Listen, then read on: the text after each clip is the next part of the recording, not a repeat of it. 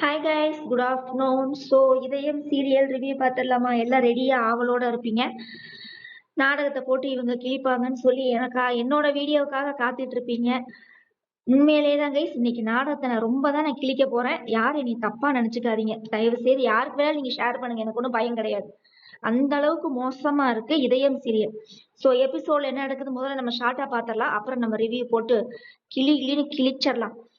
So என்ன நடக்குது? ஆண்டாள் அம்மாவும் இவன் ஆதியை நின்று பார்த்துட்டு இருப்பாங்கல்ல. பாரதி உள்ள வருவாங்க.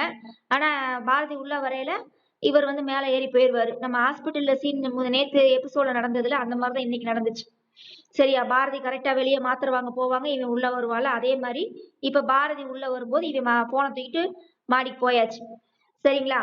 அதுக்கப்புறம் என்ன நடக்குது? ரெண்டாவது, இந்த ஆண்டாள் அம்மா, அதாவது சாரதாவா, சாரதா, ஆண்டாளு, அழகர் எல்லாம் 3 பேரும் ஆதியை போட்டு திட்டிட்டு இருக்கிறாங்க. சரியா? இவன் ஏன் இப்படி பண்ணா? முட்டாள்தனமான முடிவு.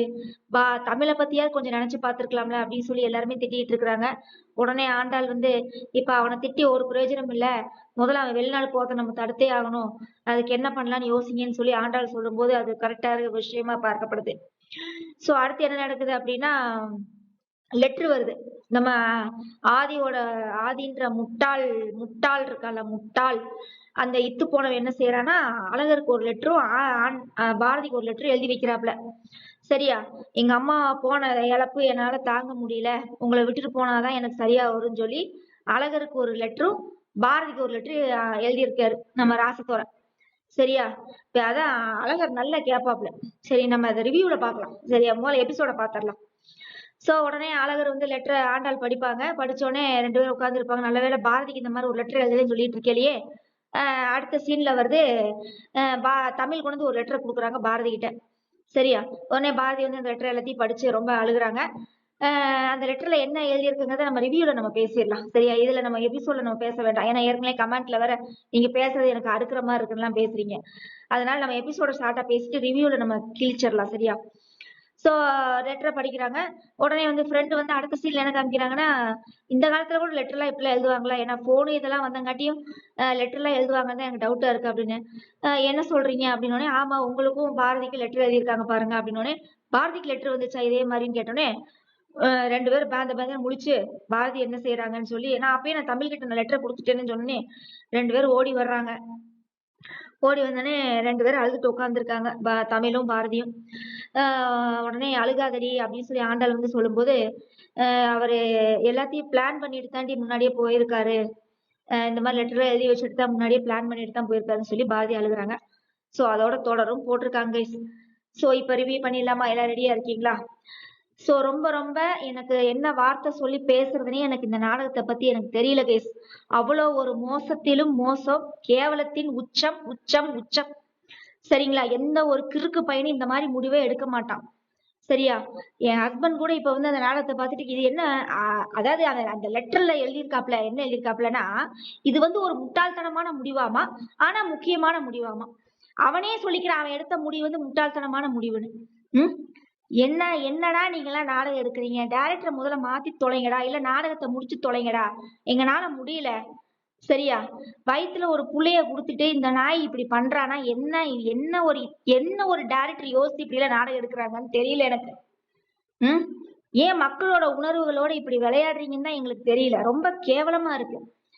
சரியா? நம்ம நாடகத்துல இருந்து நான் இப்ப வெளிப்படையா நான் ஒரு கருத்து சொல்றேன். தயவு செஞ்சு 2வது கல்யாணம் பண்ணணும்னு யோசிப்பீங்க இல்லையா குழந்தை வச்சிருக்கிறவங்க, அதை தயவு செய்து யோசித்து முடிவெடுங்க. ஏன்னா இந்த மாதிரி கிறுக்குன நீங்க கல்யாணம் பண்ணீங்கன்னு வச்சுக்கோங்களேன், வாழ்க்கை இப்படித்தான் இருக்கும். நட்டாத்துல விட்டுட்டு ஓடுவாங்க. என்ன ஒரு இத்து போன ஒரு நாடகமா தான் இருக்குது. என்னால முடியல, எனக்கு ரிவ்யூவே என்னால பண்ண முடியல. அது இன்னைக்கு ரொம்ப சீன்ல ரொம்ப கஷ்டமா இருந்தது. என்னைய தேடவே வேண்டாம், இனி இந்த லைஃபே எனக்கு வேண்டாம்னு சொல்லிட்டு எழுதி வச்சுட்டு போயிருக்கான். அந்த வார்த்தையெல்லாம் பார்க்கும்போது அந்த பொண்ணுக்கு எப்படி இருக்காது? நீ தானடா வழிய வந்த, நாயாட்ட பின்னாடி நீயாதான் வந்த. பாரதி வேணும், தமிழ் வேணும், பாரதி வேணும், தமிழ் வேணும், நீயாத்தானே வந்த. விளக்கென்ன? அம்மாதான், யாரு இல்லைனா? உங்க அம்மா வாசுவோட உயிரை கொண்டுதானே உனக்கு அத இதயத்தை எடுத்து வச்சா. அப்போ வாசுவை கொன்னவ உங்க அம்மா வந்து உனக்கு நல்ல உத்தமி.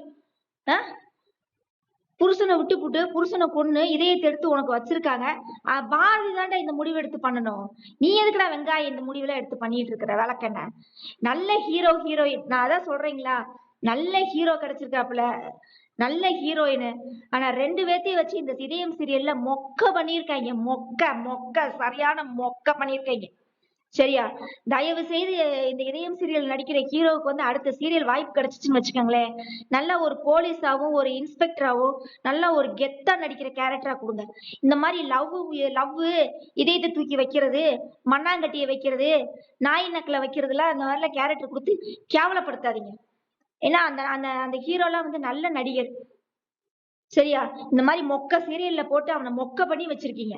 உண்மையிலேயே டைரக்டர் என்ன மைண்ட் செட்ல தான் இந்த நாடகம் எடுக்கிற அதான் நான் சொல்லலையா, உட்காந்து ரூம் போட்டு யோசிப்பாங்களா, இல்ல அந்த டைம்ல ஆன் த ஸ்பாட்ல அவனுக்கு என்ன தோணுதோ அதை வந்து சீரியல் சீனா எடுப்பானான்னு எனக்கு தெரியல.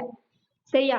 கமெண்ட்ல கூட என்னை கழுவி ஊத்துங்க, எனக்கு பிரச்சனையே இல்லை. உண்மையிலேயே நாடகம் ரொம்ப மோசத்திலும் மோசம், கேவலத்தின் உச்சம். சரியா? தயவு செய்து எனக்கு தெரிஞ்ச இந்த வாரத்திலே இல்லைன்னா அடுத்த வாரத்துல நாடகத்தை முடிச்சிட்டீங்கன்னா ரொம்ப நல்லது. இல்லைன்னா ஜீ தமிழுக்கு வந்து இது ஒரு கரும்புலி செம்புலி மாதிரி இந்த நாடகம். சரிங்களா? ரொம்ப கேவலமா இருக்கும்.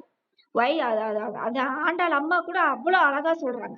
வயித்துல ஒரு புள்ளைய கொடுத்துட்டு இதெல்லாம் எவன் யோசிப்பான்? எந்த ஒரு ஆம்பளை யோசிப்பான் இப்படி எல்லாம்? உம் நீ வயித்துல புள்ளைய கொடுக்காம போயிருந்தேன்னா கூட அவ தமிழை வச்சு எப்படியாவது காப்பாத்தி வாழ்ந்திருப்பாள்ல. இப்ப வயித்துல ஒண்ண கொடுத்துட்டு கையில ஒண்ண வச்சுக்கிட்டு அந்த பொண்ணு என்ன கஷ்டப்படும்?